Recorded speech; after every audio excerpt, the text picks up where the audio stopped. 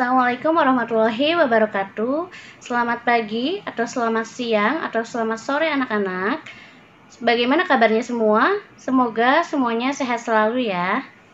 Sebelum mulai, yuk kita awali pertemuan ini dengan membaca basmalah bersama-sama. Bismillahirrohmanirrohim. Alhamdulillah, kita panjatkan puji dan syukur kehadirat Allah Subhanahu wa Ta'ala. Walaupun dalam kondisi yang penuh keterbatasan ini, kita masih bisa bertatap muka walaupun secara virtual untuk melakukan pembelajaran jarak jauh. Anak-anak, langsung saja ya. Pada kesempatan kali ini, kita akan mempelajari kompetensi dasar dengan pengetahuan 3.1, memahami administrasi, dan keterampilan dengan 4.1, mengelompokkan jenis-jenis administrasi. Apa sih tujuan kita mempelajari ini? Tujuannya tidak lain anak-anak, agar kalian dapat memahami administrasi melalui pembelajaran tatap muka virtual dengan baik dan benar, serta bertanggung jawab dalam proses pengoperasiannya. Nah, anak-anak, sebelum kita mulai, ada baiknya kita ketahui dulu tentang pengertian administrasi. Di antara kalian pasti ada yang pernah mendengar kata administrasi. Dalam hal ini, yang kita bahas adalah administrasi perkantoran. Langsung saja, pengertian administrasi. Kata administrasi sering kali dihubungkan dengan kegiatan manajemen dan ditentukan di sebuah unit kerja, misalnya di instansi pemerintah atau perusahaan. Kata administrasi berasal dari bahasa Latin. Kata ed bermakna intensif, sedangkan ministrer bermakna pengabdian atau pelayanan atau servis. Nah, anak-anak, administrasi dalam Kamus Besar Bahasa Indonesia adalah usaha dan kegiatan yang meliputi penetapan tujuan, yang serta penetapan cara-cara penyelenggaraan, pembinaan organisasi, usaha, dan kegiatan yang berkaitan dengan penyelenggaraan kebijakan untuk mencapai tujuan. Bagaimana arti administrasi dalam arti sempit dan luar? Administrasi arti sempit dimaknai sebagai kegiatan penyusunan dan pencatatan data atau informasi secara sistematis dengan tujuan menyediakan keterangan dan memudahkan perolehan kembali informasi secara keseluruhan, baik dalam satu hubungan maupun antar satu sama lainnya.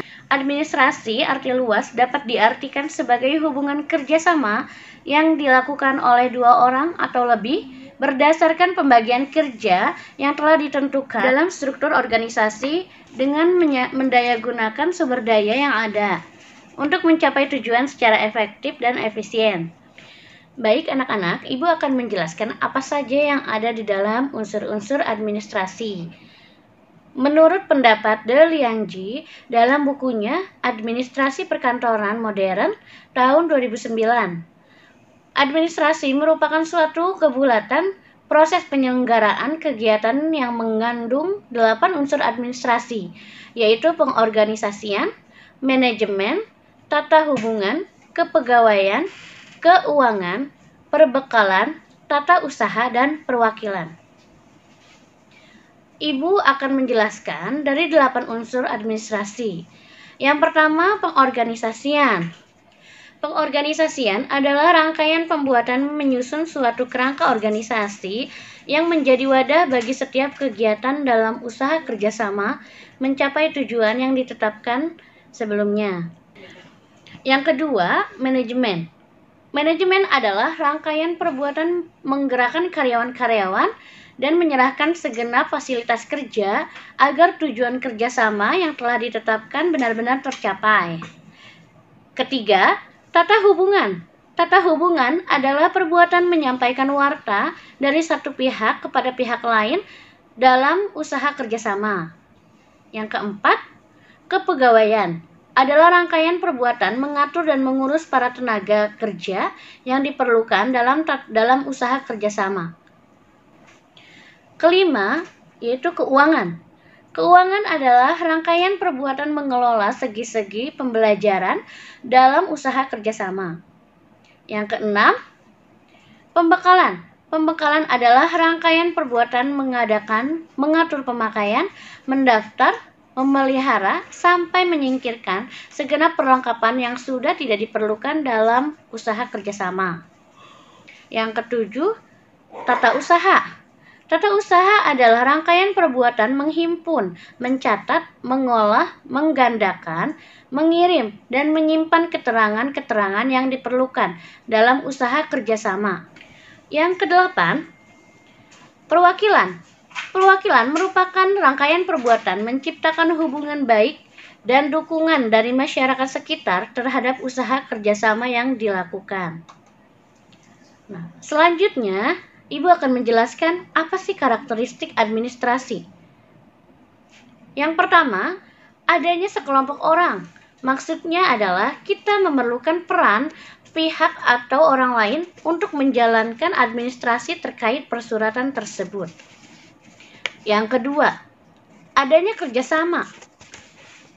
Kerjasama adalah rangkaian perbuatan yang dilakukan bersama-sama secara teratur oleh lebih dari satu orang yang menimbulkan akibat yang tidak akan terjadi jika dilakukan oleh seorang diri.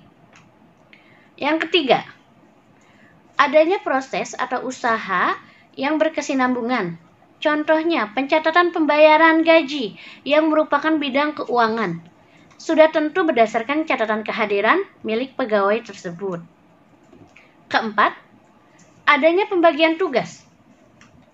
Maksud di sini, pembagian peran yang berbeda akan bersinergi satu dengan yang lainnya untuk saling mendukung dan melengkapi, sehingga kekurangan pada setiap individu akan ditutupi oleh individu yang lain.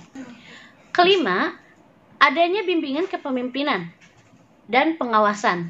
Contohnya, seorang pemimpin harus mempunyai sifat-sifat kepemimpinan yang baik sehingga bawahan mempunyai sikap hormat kepada pimpinannya. Keenam, adanya tujuan. Tujuan adalah cita-cita dan impian yang hendak diraih oleh suatu organisasi. Ya, anak-anak, demikian penjelasan singkat dari Ibu tentang apa itu administrasi, apa itu unsur-unsur administrasi, dan karakteristik administrasi. Untuk jenis-jenis administrasi dan fungsi administrasi akan Ibu jelaskan di video pertemuan selanjutnya ya anak-anak. Jadi kesimpulannya untuk pembelajaran hari ini adalah administrasi merupakan segenap proses penyelenggaraan kegiatan tata usaha yang dilakukan oleh dua orang atau lebih dalam usaha kerjasama untuk mencapai tujuan tertentu. Unsur-unsur administrasi ada 8 yang saling berkaitan dan membentuk kesatuan yang tak terpisahkan dalam menunjang seluruh proses kerjasama yang dilakukan oleh sekelompok orang untuk mencapai suatu tujuan tertentu.